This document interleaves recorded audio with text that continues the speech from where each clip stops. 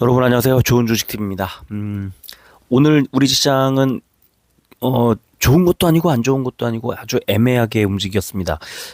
분명히 오른 종목이 더 많았는데 지수는 빠지는 그런 흐름이 나와서 오른 종목들은 조금 오르고 떨어진 종목들이 좀 많이 빠진 종목들이 많았고요.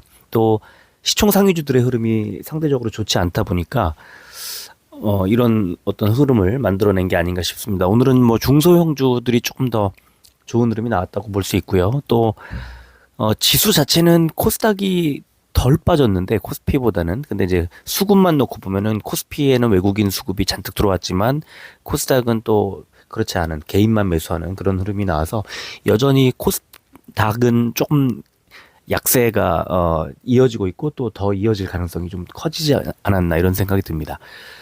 오늘 아주 특별히 이렇게 증시를 이끌었던 그런 뭐 종목이나 업종은 눈에 띄지 않았는데 오전에는 로봇주들이 좀 좋은 흐름이 나오다가 오후에 쫙 다 빠졌고요. 또 반도체가 오늘 좀 많이 흐름이 깨지는 어떤 상황이 나왔습니다. 수익 실현 물량들이 좀 쏟아져 나온 것 같기도 하고 그런 상황인데 그래도 다행인 거는 미국 증시가 그래도 탄탄하게 잘 버텨주고 있어서 우리 증시도 많이 빠지지 않고 있는 상황이 좀 그나마 좀 낫다는 생각이 들고요. 다만 중국 증시가 오늘 좀 많이 빠졌습니다. 1% 넘게 하락을 했고 홍콩 항생 지수도 2% 넘게 하락을 하면서 우리 증시 오후장의 약세를 오늘 우리 증시가 보여줬던 건 중국 증시 영향을 좀 받지 않았나 이런 또 생각이 드는 지점이었습니다. 아무래도 이제 FOMC가 시장의 예상대로 좀 흘러가긴 했습니다. 이벤트가 지나가긴 했는데 어제 방송에서 말씀드린 것처럼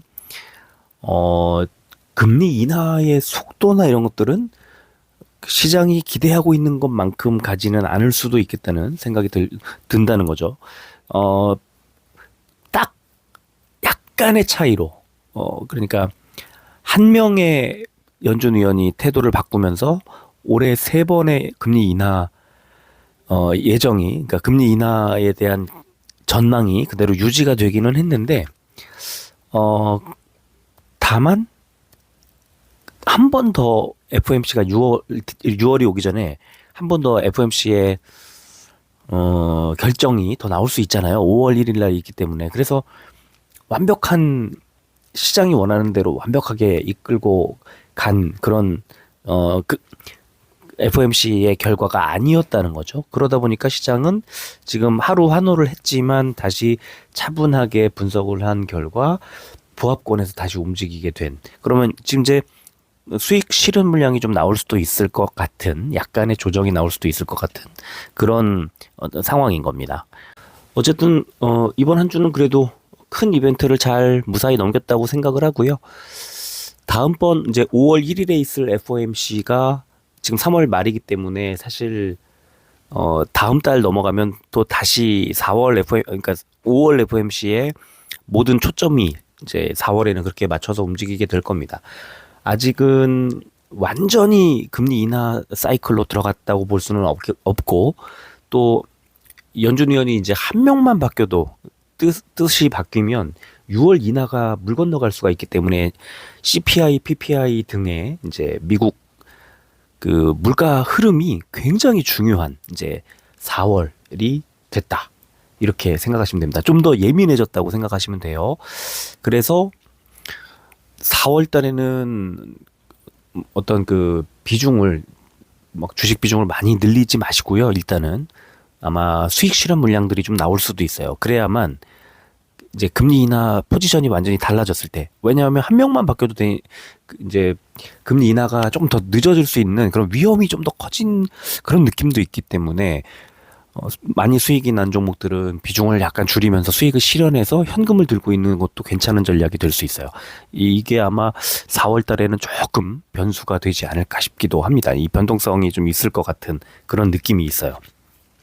수급 체크 잘 하시고 3월 말 4월 한 달 아주 그 시장의 흐름을 잘 따라가시기를 이제 바랍니다. 자, 오늘 코스피는 487종목 올랐고 384종목이 빠졌습니다. 100종목 넘게 오른 종목이 더 많았는데 0.23% 하락했고요. 코스피 100이 0.28% 빠져서 오늘 대형주들 흐름이 좋지 않았다는 것을 알 수가 있습니다. 코스닥은 830종목이 올랐고 700종목이 빠져서 0.03% 하락, 코스닥 150 0.02% 하락. 오른 종목들이 중소형주 작은 종목들일 가능성이 있고 또 오른 종목들의 상승폭은 작았고 빠진 종목의 하락폭은 더 컸을 가능성도 좀 있어 보입니다. 코스피는 외국인만 샀고 코스닥은 개인만 샀습니다. 자, 오늘 선물지수가 지금 보합권에 계속 움직이고 있습니다. 지금도 보합권에 움직이고 있어요. 이따 다시 한번 체크를 해드리도록 하고 보시는 것처럼 상해 종합 오늘 마이너스 1.03, 홍콩항생 마이너스 2.27, 심천종합 마이너스 1.19, 중국 증시들이 좀 좋지 않아서 우리 증시에도 오후장에서 특히 좀 안 좋은 영향을 좀 미쳤고요. 원달러 환율 1.21%가 올라서 하루 만에 다시 1338원대까지 치솟았습니다. 이게 아마 오늘 그런 느낌이 아니었을까 싶어요. 다만 국제유가는 0.25% 내려서 81달러대 기록했습니다. 국제유가가 이렇게 좀 안정세, 특히 80달러 밑으로 70달러대로 떨어져 준다면 물가에 굉장히 긍정적인 요소가 될 겁니다. 그래서 지금 아마 3월 말 그리고 4월까지 미국의 CPI가 나오고 PPI가 나오고 뭐 이런 과정을 통해서 우리가 다음 달에 있을 5월 1일에 있을 FOMC에 대한 전망이 계속 바뀔 텐데 특히 국제유가에 조금 더 신중하고 신속하게 국제유가를 좀 파악하시는 게 아마 도움이 많이 될 겁니다. 이번에는요. 자, 코스피는 해외 증시 상승에도 불구하고 어제 급등에 따른 차익 매물 출회로 원화 약세를 보이면서 하락 출발한 뒤에 중국 증시가 급락한 가운데 전기전자와 경기 순환주 중심의 매도세가 나왔다. 또 코스닥은 어제 나스닥 상승에도 불구하고 하락 출발한 뒤에 원화 약세를 보이면서 약보합 마감했다. 이런 분석이 나왔습니다. 자, 시총상위주들 봐야죠. 시총상위주들 보면 삼성전자 0.5%, SK하이닉스 0.12%씩 약세가 나왔고요. 또 삼성바이오로직스가 2% 가까이 하락, 현대차 기아 오늘 3% 안팎의 하락이 나왔고 삼성물산도 하락이 나왔고요. 반면에 삼성 SDI가 3.73% 제일 많이 올랐고 LG화학과 네이버도 2%대 올랐습니다. 코스닥 보면 오늘 알테오젠이 3.66% 제일 많이 올랐고 나머지 뭐 클래시스 2.25% 오르면서 다시 시총 15위로 진입을 했고요. 반면 뭐 에코프로 BM 에코프로도 좀 좋은 흐름이 나왔고 오늘 에코프로 BM과 에코프로는 매우 흥미로운 이제 소식이 오늘 전해졌는데 중간 배당 관련된 소식, 중간 배당을 정관에 넣는다는 그런 소식이 오늘 나왔습니다. 이따가 조금 더 정리를 해드리도록 하고요. 중간 배당도 중간 배당이지만 그보다 더 의미 있어 보이고 앞으로 주가가 좀 잘 갈 거라고 전망할 수 있는 그런 소재들도 나와서 오늘 정리를 좀 해드리도록 하겠습니다. 자, 업종 보면은 코스피는 의료 정밀 업종이 제일 좋았는데 KC 9%대, SD바이오 센서가 8%대 올랐고요. 이거는 이제 엊그제 말씀드렸던 그 치사율 30%대에 지금 질환이 돌면서 이 진단키트 쪽이 아주 좋은 흐름이 나오고 있는데 SD바이오 센서가 이제 오늘 급등을 했습니다. 빠진 업종은 운수장비가 제일 안 좋았습니다. 체시스가 4%대, 또 현대차, SG글로벌, 태양금속, 화승코퍼레이션, 태양금속 우선주까지가 3%대 하락이 나왔고 밑에 보시면 뭐 기아라든가 현대차 우선주들도 다 안 좋았죠. 그 다음에 코스닥은 섬유의료업종이 제일 좋았는데요. C사이트가 21%대. 제가 그저께 C사이트 상한가 나오는 걸 보면서 이거 한번 봤으면 좋겠다고 했는데 오늘 한번 이 종목 잠깐 보여드리도록 하겠습니다. STO가 4%대 올랐네요. 반면에 빠진 업종 반도체가 제일 안 좋았는데 베셀이 10%, 11% 가까이 빠졌고 네페스가 8%대, 동진 세미캠, 샤피안 반도체, 네페스 아크까지가 6%대 하락이 나왔고요. 코스피 의학 상승 종목은 신풍제약 우선주가 상한가, 신풍제약도 거의 상한가에 준하는 28%대 상승이 나왔습니다. 경보제약도 9% 올랐고요. 빠진 종목은 에이프로젠 바이오로직스가 3.8%대, 파미셀이 2.6%대 하락이 나왔고, 코스닥 제약 상승 종목은 셀로메드가 11%대, 브릿지바이오 테라퓨틱스가 9%대 올랐습니다. 반면에 빠진 종목은 HLB 생명과학이 거의 6% 정도 하락했고, NK맥스도 5%대, 바이넥스, 에스테팜, 코오롱 생명과학까지가 4%대 하락이 나왔습니다. 자, 오늘 보여드릴, 일단 어제 말씀드렸던 대로 페드워치를 먼저 보여드리면요. 지금 5월 1일에 있을 미국 FOMC에 대한 전망, 그대로 금리 동결로 이어질 가능성을 88.3%로 보고 있고, 그대로 이어지고 있는데, 일주일 전까지만 해도 93%대였는데 지금은 조금 더 내려왔습니다. 대신에 11.7% 금리를 인하할 거라는 게 11.7, 일주일 전에는 6.4였는데 11.7%로 금리 인하가 조금 더 높아졌습니다. 5월에 바로 금리 인하할 수도 있다는 게 10%를 넘어섰는데요.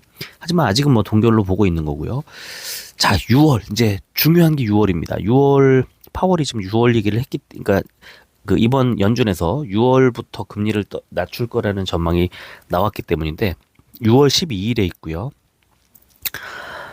타겟 레이트를 한 단계 낮춘 금리 인하 그러니까 25 베이시스 포인트 0.25% 포인트를 낮추는 건데 62.8% 제일 높죠. 그다음에 금리를 동결할 거라는 게 29.4%입니다.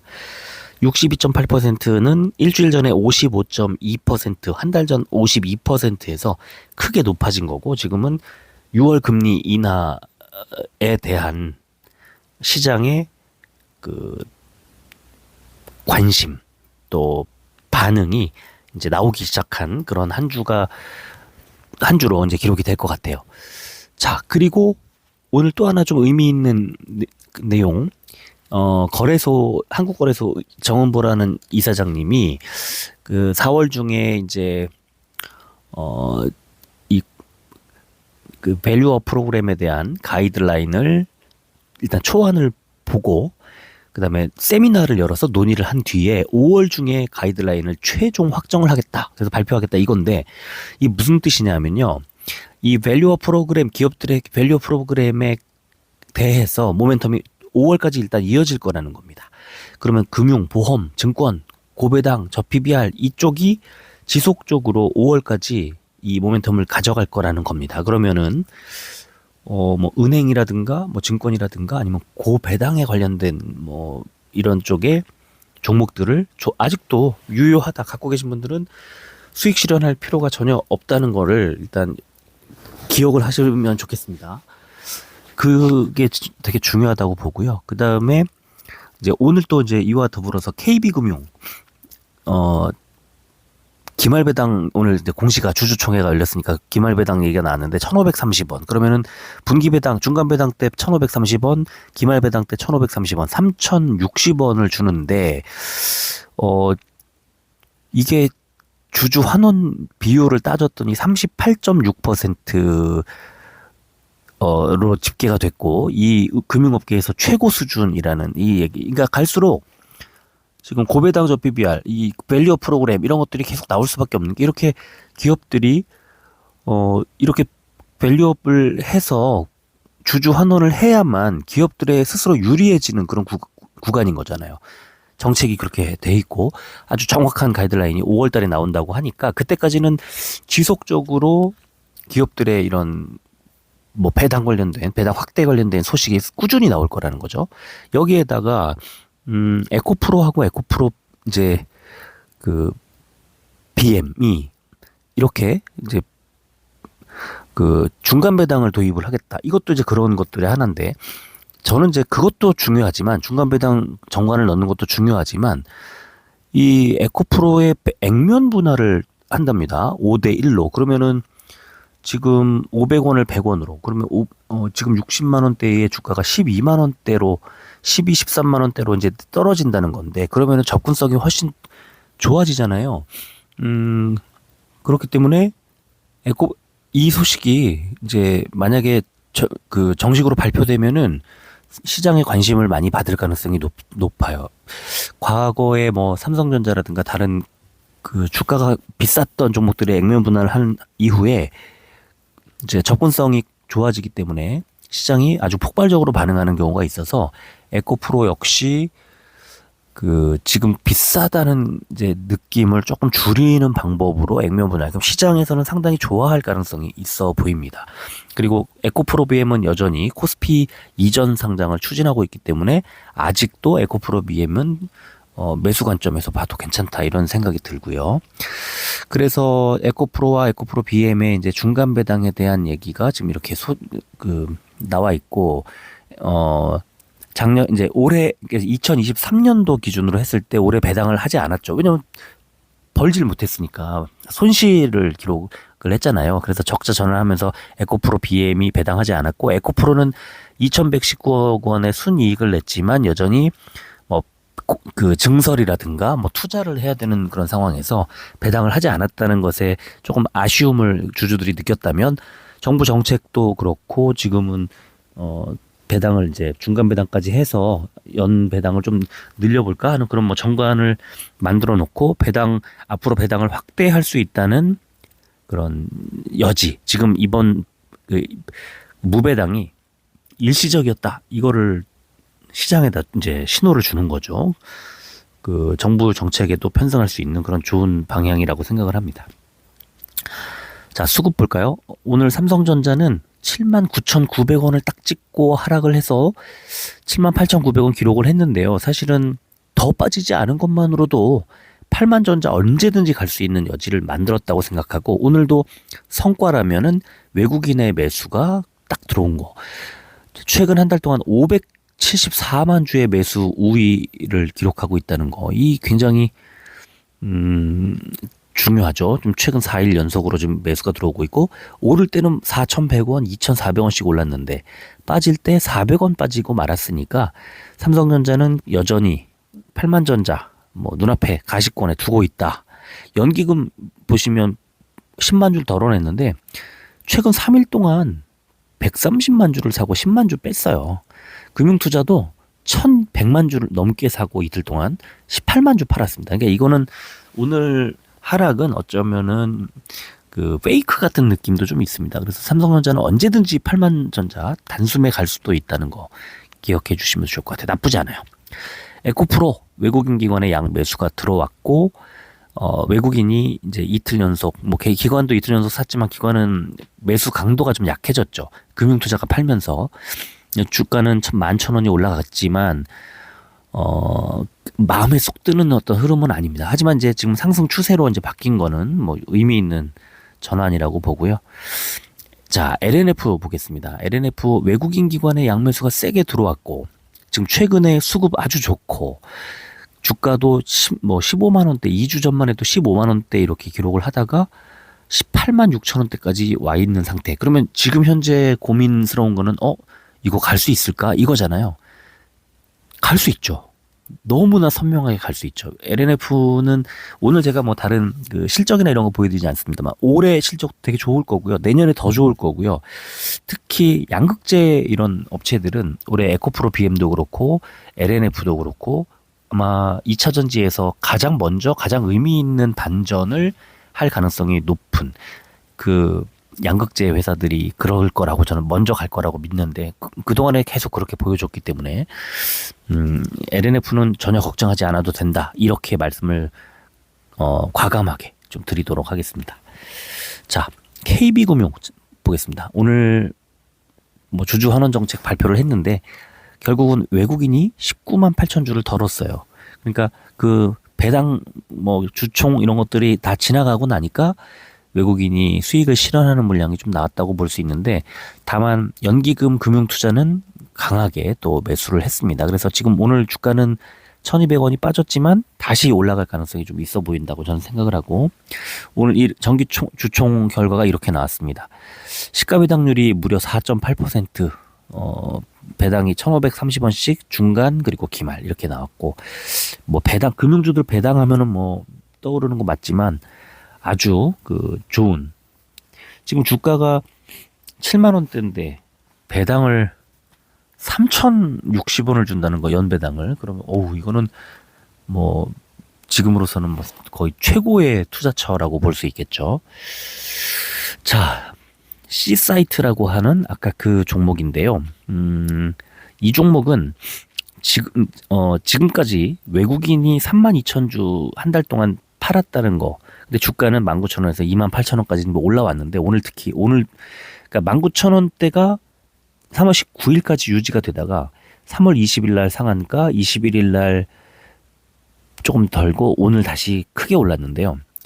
이 종목의 비밀은 이제 그러니까 2월 아니죠, 작년 12월 21일에 상장. 그러니까 지금 그 상장하고 3개월이 지나면서 의무 보유 물량을 털어냈다는 거. 여기에 핵심이 있어요. 그래서 지금 이제는 물량의 그 수급 부담이 좀 적어지면서 기대가 많이 반영된 것 같아요. 그래서 C사이트에 급등이 지금 나오고 있는 것 같고, 이 회사 뭐 하는 회사인가를 보니까 니트 의류를 생산하는 의류 제조 회사인데, 이제 OEM, ODM 방식으로 주문자 상표 부착 방식. 그러니까 그 브랜드는 다른 브랜드를 붙이지만 제작은 C사이트가 하는 거죠. 그래서 어디서 제작을 하냐면 과테말라에서 생산을 하고, 과거 갭, 그다음에 올드네이비라는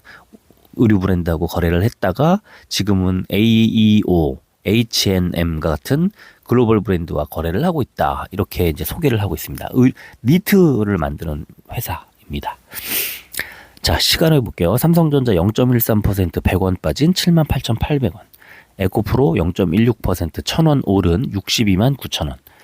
LNF 0.54% 1,000원 오른 18만 7,100원. KB금융 0.27% 200원 오른 75,100원. C사이트 2.5% 700원 빠진 27,300원 기록했습니다. 일봉 보면 삼성전자 고점 부근에서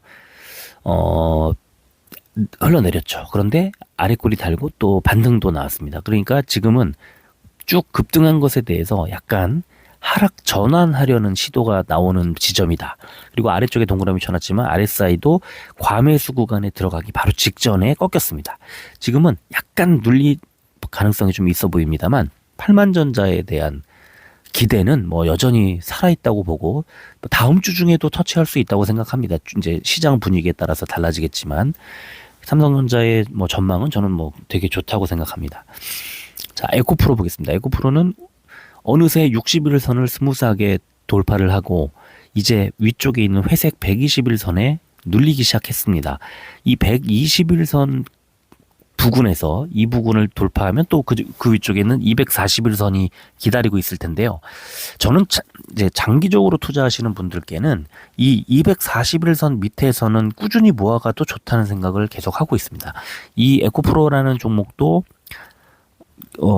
지금 이런 이제 주가가 이렇게 꺾여 있는 자리에서 멈출 그런 종목은 아니라고 보고요. 그러니까 2차 전지 업황도 그렇고 증시의 시황도 그렇고 뭐 계속 회복할 가능성, 좋아질 가능성이 더 큰 지점이기 때문에 이제 금리 인하 시작되고 이러면은 그런 기대, 시장에 대한 기대, 그다음에 2차 전지 업황에 대한 기대, 이런 것들을 에코프로가 받을 겁니다. 그리고 또 에코프로 BM이 코스피로 이전하면 하게 되면 에코프로가 코스닥 대장주가 되잖아요.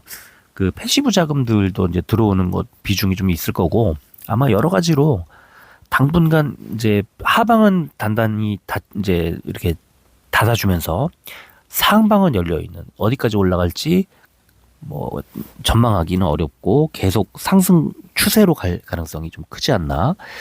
거기에 액면 분할이 나와서 지금 62만 원대 주가가 12만 원대, 뭐 지금 5분의 1로 주가가 이제 내려온다면 그러면 접근성도 좋아지기 때문에 더 많은 기대를 받지 않을까 싶습니다. 자, LNF도 작년 8월부터 하락 한번 했다가 반등하면서 481선에 부딪혔다가 재차 반등하고 쌍바닥을 만들고 지금 올라가고 있는데, 61선을 뚫으면서 이제 위쪽에 저항선이 없어진 거잖아요. 그래서 이제 급등이 나왔고 제가 선을 그어놨는데 여기에요. 지금 241선인데 이 부근까지 주가가 별다른 저항선 없이 반등할 가능성이 좀 있어 보인다. 저는 이렇게 전망을 하고요. 일단은 앞숫자 2 가기 전까지는 고민할 필요도 없다고 보고 좀 홀딩 하시는데 241선 부근 뭐 21만 원대 한 22만 원 가까이 이렇게 가면은 그때 가서 흐름에 따라서 비중을 좀 줄여도 좋을 것 같고 아니면 좀 더 기다렸다가 저 위에 있는 뭐 25만 원 정도 노려보는 그런 전략도 괜찮을 것 같고요. 이 종목은 앞으로 흐름이 일단 200 이제 제가 선그어 놓은 20만 원대 뭐 이 부분까지는 일단은 가져가시고요. 그 다음에는 세세한 세부 전략은 저하고 다시 또 의논을 하시면 좋겠습니다. 자, KB금융 하락을 하다가도 11선, 21선 이런 주요 지지 라인들을 계속 지지해주면서 그때마다 반등 나오고 어제도 반등이 나왔는데 오늘 십자형 패턴 캔들이 나왔습니다. 약간 하락 전환할 가능성을 이제 높인 건데 하지만 아까 말씀드린 것처럼 5월에 그 밸류어 프로그램 가이드라인 나오기 전까지는 금융주들은 하방을 좀 많이 좀 단단하게 닫아줄 가능성이 좀 있습니다. 지지해 준다는 거죠. 지금 주총 끝났기 때문에 약간의 하락이 나올 수 있는 자리에서 별다른 큰 하락 없이 그냥 일단은 이어가고 있는 거는 바로 그런 거 조금 더 지켜보자는 그런 느낌이 좀 있고요. KB금융 지금 이렇게 무섭게 진짜 4만 원대에서 올해 1월 중순에 4만 원대에서 지금 굉장히 많이 올랐죠. 7만 5천 원 가까이까지 붙였는데 저는 금융주는 뭐 급등까지는 아니더라도 그렇다고 해서 하락할 것 같지 않은 그런 지금 모멘텀을 가지고 간다 이렇게 말씀드리고 싶습니다. 그리고 C사이트 지금 보시면은 작년 12월 21일에 상장해서 상장 초반에 51,500원까지 올라갔다가 뭐 완전히 3분의 1 토막이 나서 이제 18,000원대까지 빠졌다가 이번 주 들어서 상한가 그다음에 장대 음봉 그리고 오늘 또 양봉 뭐 지금 제가 볼 때는요 내일 그러니까 다음 주 초에 그 아까 시간에 빠지고 이래서 약간 조정이 나온다 하더라도요 다시 반등할 수 있다는 걸 기억하시면 좋을 것 같고 어디까지 반등을 할 수 있을 것 같으냐 하면은 35,000원 가까이까지 붙일 가능성이 좀 있지 않나. 그 물량 부담 의무 보유 물량을 이제 3개월 보유 물량을 털어내고 지금 지나가는 자리라서 그런 것들을 이제 하락하면서 다 악재를 다 반영해 버렸기 때문에 이제 이렇게 반등하는 그 강도가 뭐 괜찮게 나온다면 35,000원까지도 충분히 나올 수 있다. 이 차트만 봤을 때는 그런 생각이 듭니다. 자, 지금 시간에 보시면 선물지수 보시면 보합권에서 이렇게 움직이고 있고요. 지금도 뭐 마찬가지입니다. 지금도 계속 이제 보합권에서 움직이고 있는데 이 한 자릿수에서 이제 왔다 갔다 하는 게 조금 상승폭만 좀 커졌습니다. 다우가 플러스 23 기록하고 있고 S&P 500이 플러스 4.75, 4.5 정도 기록하고 있고 나스닥이 플러스 16 정도 기록하고 있어서 강보합인데 뭐 상승세가 커지는 것도 아니고 강보합인데 그 약간 그 강한 그 상승폭을 약간 더 키웠을 뿐이다. 조금 오늘은 이제 어제에 비해서는 조금 쉬어가는 타이밍이 될 가능성이 있어 보인다. 이렇게 말씀을 드리겠습니다. 자, 오늘 이 정도만 하고 마무리하겠습니다. 이번 주말 잘 보내시고요. 주말에 다시 또 수급 영상으로 또 찾아뵙도록 하겠습니다. 끝까지 들어주셔서 고맙습니다.